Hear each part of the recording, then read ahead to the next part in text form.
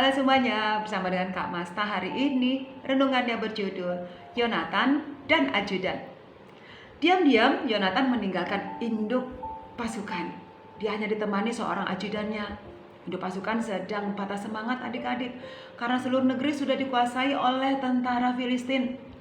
Akibat penjajahan tentara Filistin, rakyat menjadi sengsara. Hasil panen dirampas, rumah penduduk dijarah, semua peralatan petani yang terbuat dari besi seperti parang disita oleh orang Filistin untuk dijadikan senjata. Rakyat tertindas dan takut akan tentara Filistin. Di tengah keadaan itu, Yonatan ingin memulihkan kembali rasa percaya diri rakyatnya. Dia membuat sebuah terobosan yang tidak diketahui oleh siapapun. Yonatan mendekati kedudukan tentara musuh.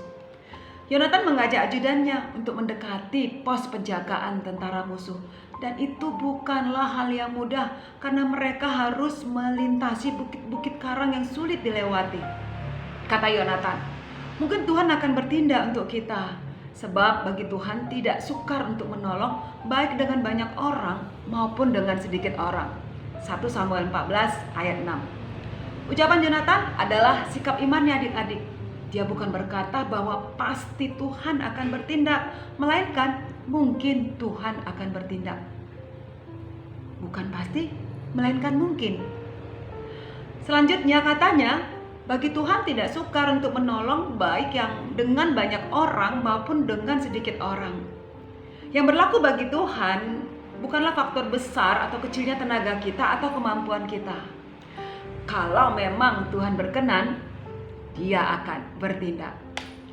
Sikap iman Yonatan bukanlah gegabah, bukan terikat pada hitungan strateginya. Kalau memang Tuhan berkenan. Terhadap sikap Yonatan itu, ajudannya menjawab, lakukanlah niat hatimu, sungguh aku sepakat. 1 Samuel 14 ayat 7. Ini seperti bukan jawaban seorang ajudan kan? Biasanya seorang ajudan akan menjawab, siapa?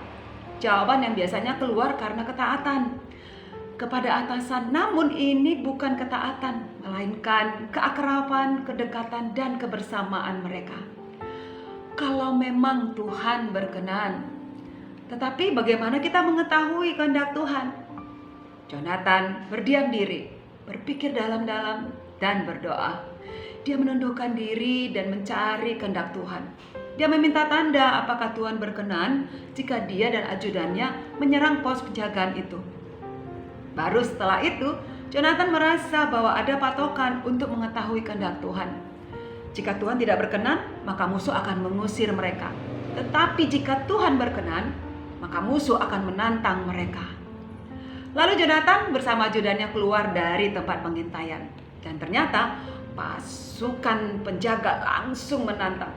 Naiklah kemari, maka kami akan menghajar kamu. 1 Samuel 14 ayat 12. Pada saat itu, Yonatan yakin bahwa itu kehendak Tuhan. Langsung dengan cepat dia merangkak mendaki bukit itu. Yonatan menyerang dari depan dan ajudannya menyerang dari belakang. Mereka menang. Pihak musuh jadi panik, sedangkan bangsa Israel yang terpuruk bangkit kembali percaya dirinya. Cerita tentang Yonatan dan ajudannya ini menunjukkan bahwa orang tidak bisa menjadi pahlawan seorang diri. Orang menjadi pahlawan karena kebersamaan. Yonatan menang karena kebersamaan horizontal, yaitu bersama dengan ajudannya, dan kebersamaan vertikal, yaitu dengan Sang Tuhan. Ini adalah kisah kebersamaan 3 hati, yakni hati Sang Pahlawan, hati Sang Ajudan, dan hati Sang Tuhan. Seperti hatimu, begitulah hati Kak Masta. Demikian renungan Kak Masta. Kita berdoa. Terima kasih Tuhan Yesus, ajarlah kami untuk mencari kehendak-Mu dan biarlah Engkau berkenan dalam hidup kami. Amin. Tuhan Yesus memberkati. Shalom.